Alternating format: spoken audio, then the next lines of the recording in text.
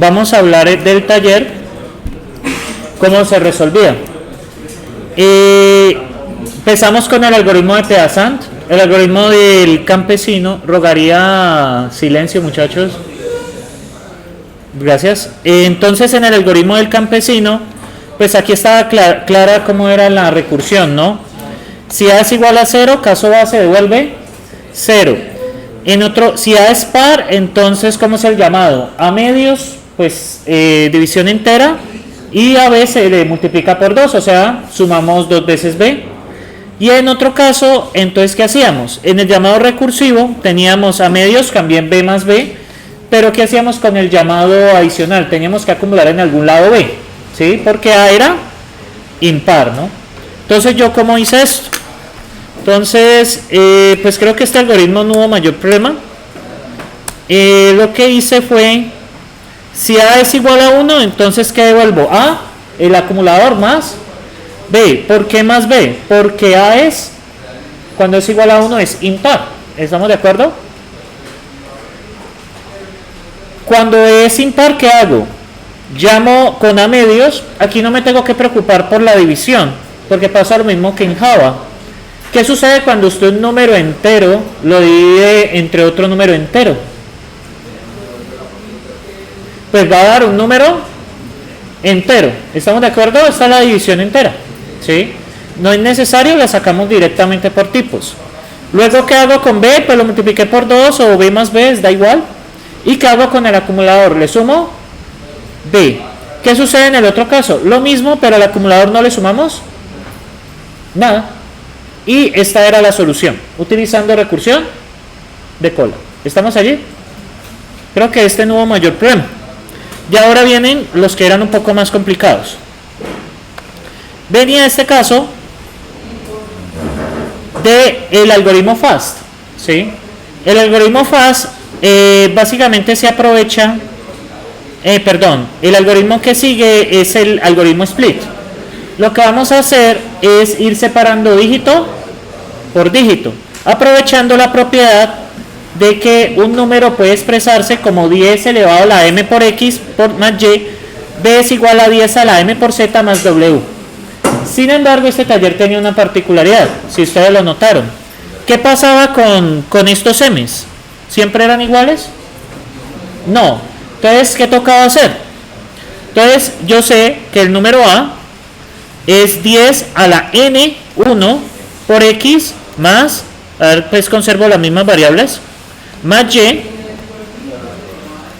el b era 10 a la n2 por z más w, que era lo que esperaba pues que ustedes empezaran a hacer el análisis, ¿sí? Ustedes cuando lo hicieron de haberse dado cuenta que no necesariamente a y b tenían el mismo número de cifras. ¿Estamos de acuerdo? Bien, entonces, ¿qué sucede por acá? Cuando hacemos la multiplicación de a por b, esto es equivalente a tener 10 a la n1 por x más y más por 10 a la n2 por z más w. Entonces, ¿aquí qué pasa? Tenemos 10 a la n1 más n2, ¿factor de quién? X por z, más 10 a la n1x por w, más 10 a la n2 por z por, bueno, esto es un por,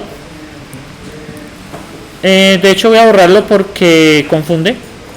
No, aquí es xw y zy más x por y. ¿Estamos de acuerdo? Entonces, ¿qué tenemos aquí? Tenemos una multiplicación de dos dígitos, tenemos una multiplicación de un dígito por w, tenemos una multiplicación de un dígito por y tenemos una multiplicación de dos números enteros. ¿Estamos de acuerdo? Este no es x por y, sino y por w, ¿no? Y por w. Entonces, ¿qué pasa? ¿Cómo enfrenté ese problema? Pues yo no me compliqué. Lo que revisé por encima de algunos es que utilizaron unas soluciones un poco extrañas. Entonces yo lo traté de pensar como una manera más sencilla. Lo era pensado por módulos, por divisiones, pero de pronto la manera que ustedes pensé lo iban a enfrentar era así. Transformarlo a string. ¿cierto? Pues, ¿por qué lo puedo transformar a string? Pues porque le puedo dar un manejo más fácil, ¿sí? Ahora, la otra era hacer divisiones y multiplicaciones sacando módulo, pero el problema es que la inexactitud tocaba tocaba aplicar piso, ¿sí? Era la única observación. O sea, yo el primer dígito lo podía sacar aplicando sucesivamente módulo 10, ¿sí? Eventualmente iba a encontrar el primer dígito. Pero el problema de aplicar eso es que por la inexactitud de las divisiones puede ser que se me corra un poquito, ¿sí? Puede ser que me corra la siguiente decena. Entonces, pues como para evitar ese dolor de cabeza,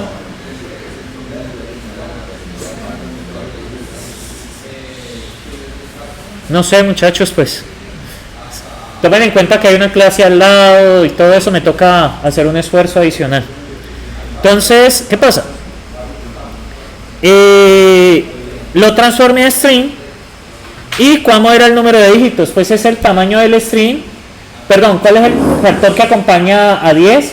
Pues es el tamaño menos 1. Si tiene 4 dígitos, por 10 a la 3. Si tiene 5 dígitos, por 10 a la 4. Y así sucesivamente. Luego, ¿qué hice?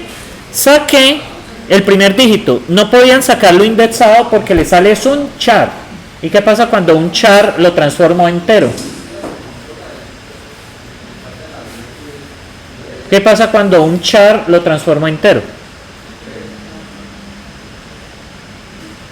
Eso es del semestre pasado. ¿Qué sucede cuando una cosa es transformar un string a entero y otra cosa es muy diferente es transformar un char a un entero?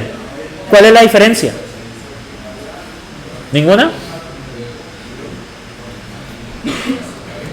Bueno, creo que voy a mostrarles. Observen y me van a decir qué pasa. Voy a crear una variable a que va a ser 1 y voy a crear una variable b que va a ser 1. Observen que no son los mismos tipos, uno es un string y el otro es un char. Observen lo que pasa cuando hago a.toInt, me vuelve 1, pero cuando hago b.toInt me devuelve 49. ¿Por qué? Pero si es el mismo 1, ¿qué está pasando ahí?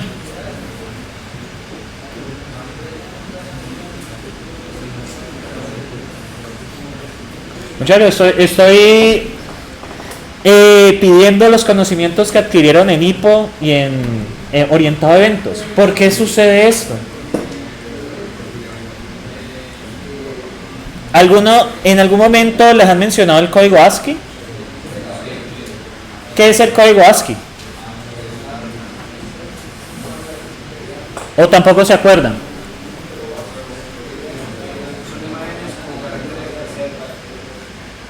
Disculpa, no te entendí. Bueno, por ahí está cerca. Sí, lo que pasa es que cuando ustedes, me imagino, en sistemas operativos les han mencionado de que el procesador únicamente con quién se entiende. O sea, para usted poder programar o sea, para que todo esto funcione, el procesador que tiene que recibir. El procesador solo funciona con ceros y con unos. O sea, ¿eso qué significa? Que cualquier cosa que usted escribe en el computador, ¿en qué tiene que convertirse? Tiene que convertirse en un código binario, ¿estamos de acuerdo? Si ustedes recuerdan, en matemáticas discretas 1 les deberían haber hablado de cambios de base. Un número decimal tiene un equivalente ¿en qué? Por ejemplo, si tengo un 4, para que me lo entienda la máquina, ¿qué tengo que hacer? Ella no me va a entender el número 4 en decimal, ¿qué me va a entender? 1, el binario, que es 1 seguido de 2 ceros. ¿Estamos allí? 1 seguido de 2 ceros. Y eso se llama cambio de base. Eso es tema de matemáticas discretas 1, no sé si lo recuerdan. Dieron haberlo visto más o menos antes eso del primer corte de discretas 1, no sé si lo recuerdan. ¿O no lo recuerdan? Ese tema ahorita se incluyó porque eso se da en arquitectura de computadores, pero como el curso desapareció, ese tema ahorita se maneja en discretas 1. Si no lo vieron, pues recuerden que nosotros usualmente manejamos en base 10 y luego podemos transformarlo a otras bases aplicando divisiones sucesivas y tomando los residuos. No sé si al menos en el colegio vieron eso. ¿Tampoco?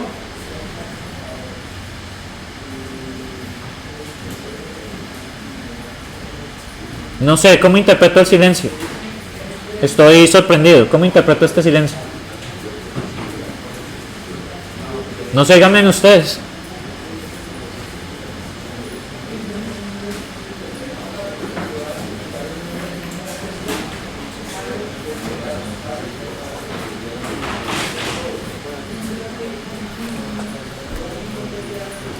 No sé, muchachos, ¿están aquí en la clase o estoy yo imaginando cosas? ¿Están aquí? Bueno, entonces repito la pregunta.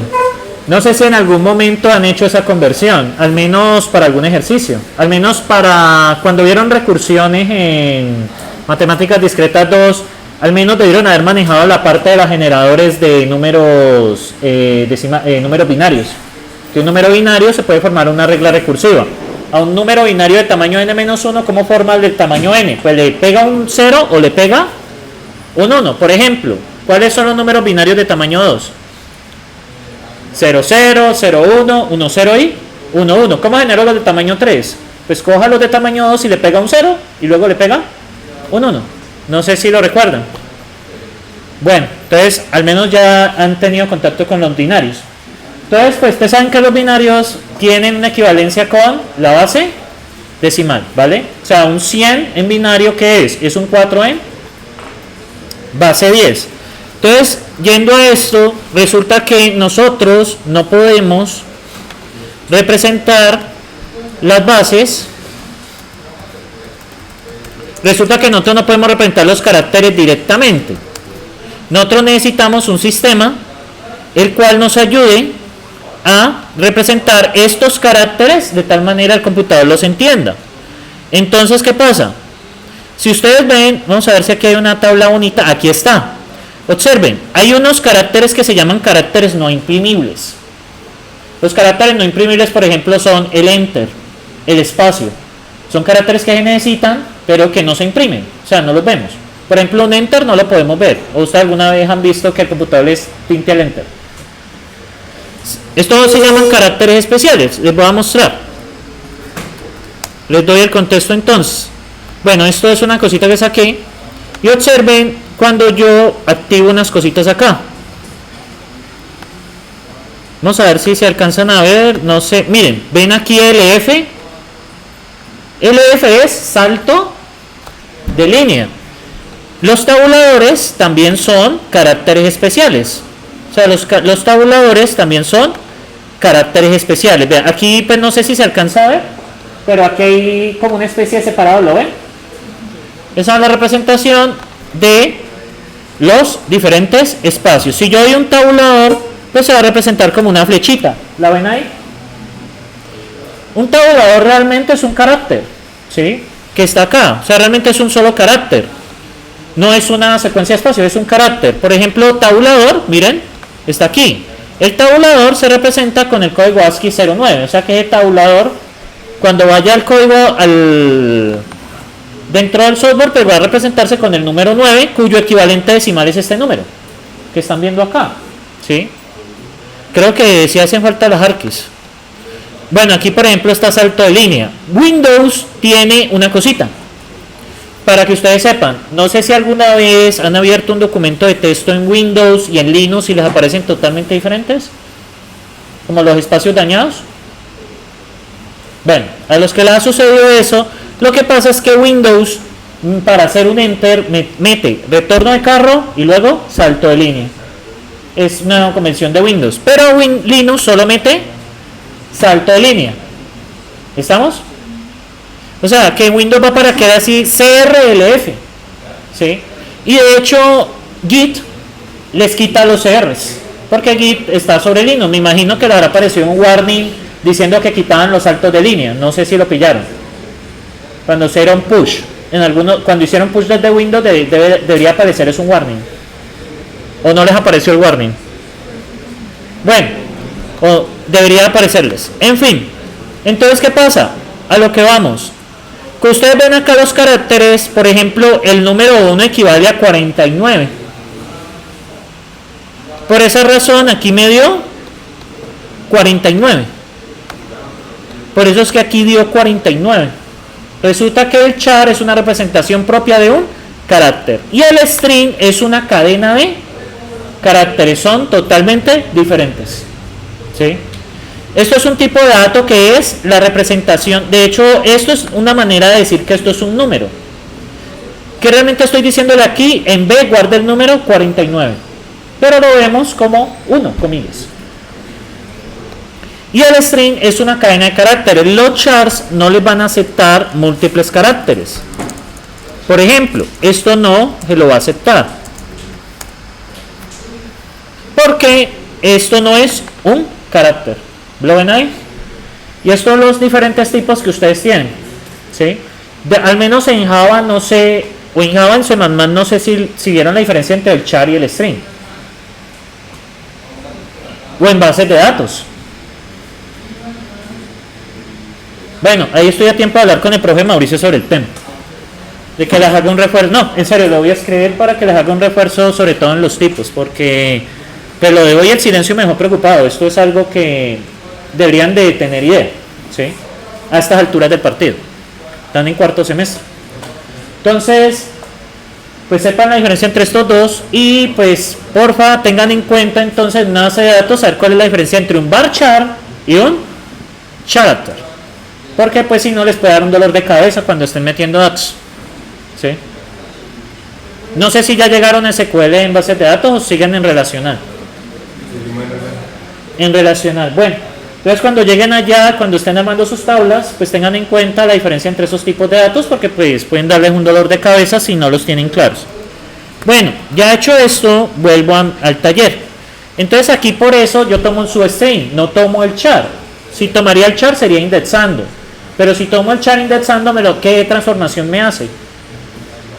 Me lo transforma a su equivalente en código ASCII. Y eso a mí no me sirve. Porque si un 1 me lo transforma en 49, pues se me daña el cálculo. Por eso estoy tomando un substring. Desde 0 hasta 1. O sea que me toma la posición 0. ¿Estamos de acuerdo? Tengan cuidado con eso. Si ustedes van a transformar un número de string y otra vez a entero, y están tomando solo un carácter, recuerden no tomar el char. ¿Cómo se tomaría el char? Sencillamente sería S1 en la posición 0. Pero ¿eso qué me devuelve? Eso me devuelve es un char. Entonces pues la conversión no me sirve. Eso es lo que quería explicarles ahí.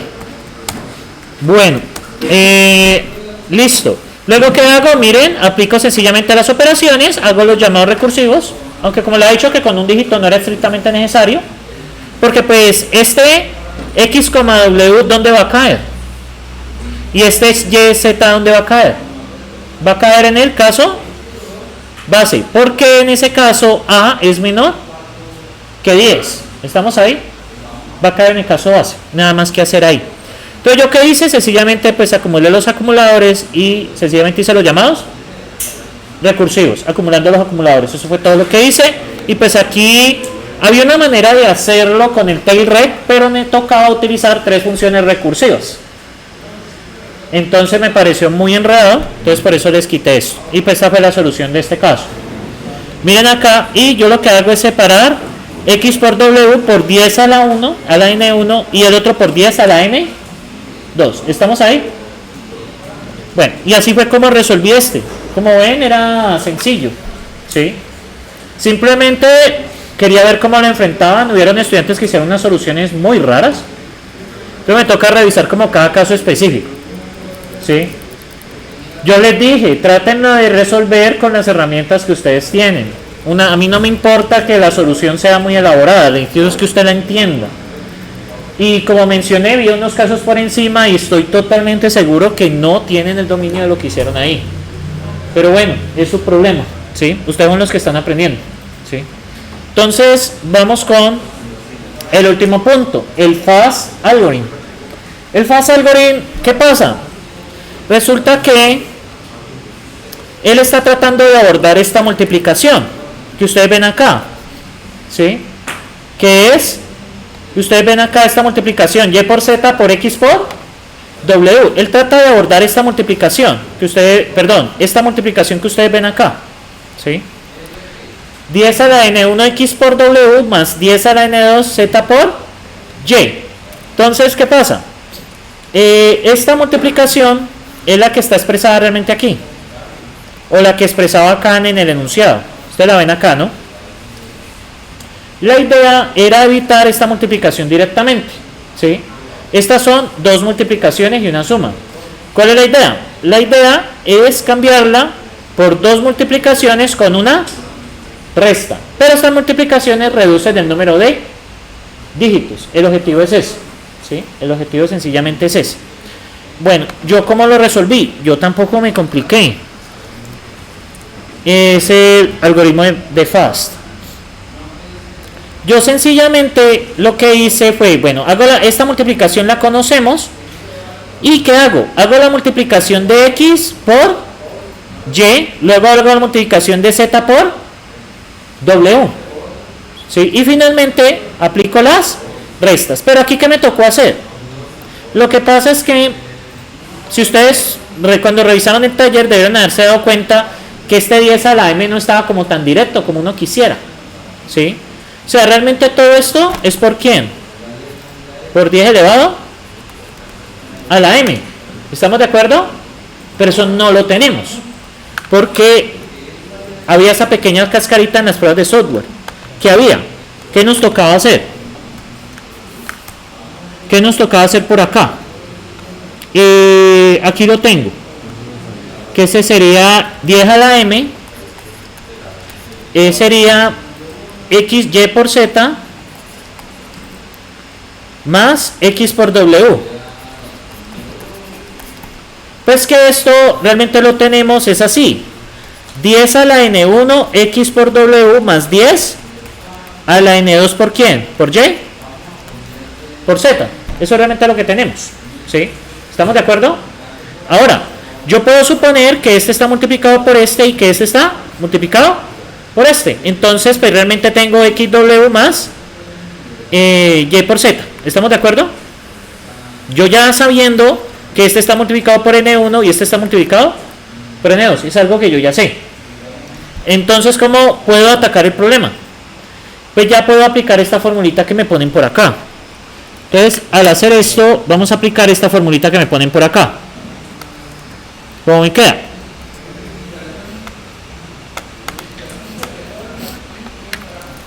¿Cómo me queda? Entonces, básicamente me va a quedar 10 a la N1 X por Z más 10 a la N2 Y por W menos X por 10 a la N1 menos Y por 10 a la N2 y esto multiplicado por Z menos W. Era sencillamente pasar el factor acá, ¿sí? Pues yo esperaba que le echaran algo de lápiz. ¿Y qué sucede? Pues eso fue lo que codifiqué. Esto fue lo que codifiqué. Miren, X a la N-1 por Y a la N más 2. Y miren, X por 10 a la N-1 por 10 a la N menos 2. Y multiplico por Y menos W. Y ya está. Entonces, pues lo que me queda es correr las pruebas con Gradle Test. Y pues ya pues debería darme todo bien. Y este era el taller. El taller era sencillamente una práctica de cómo podían resolver un problema usando recursión. No quería nada más de ustedes. No quiero nada más. Ya el taller número 2 ya lo tengo redactado, pero se los voy a pasar después de Semana Santa. Ya el taller 2 es de ordenamiento. Sino que hay unas cosas que quiero evitar de malas prácticas que viene este taller 1. Bueno, ahí debería ejecutar. Hay unas cositas que quiero evitar. Bien. Entonces pues ya pasó las pruebas. Ya pasó las pruebas ahí. Pues me hubiera marcado algún error si hubiera habido problemas.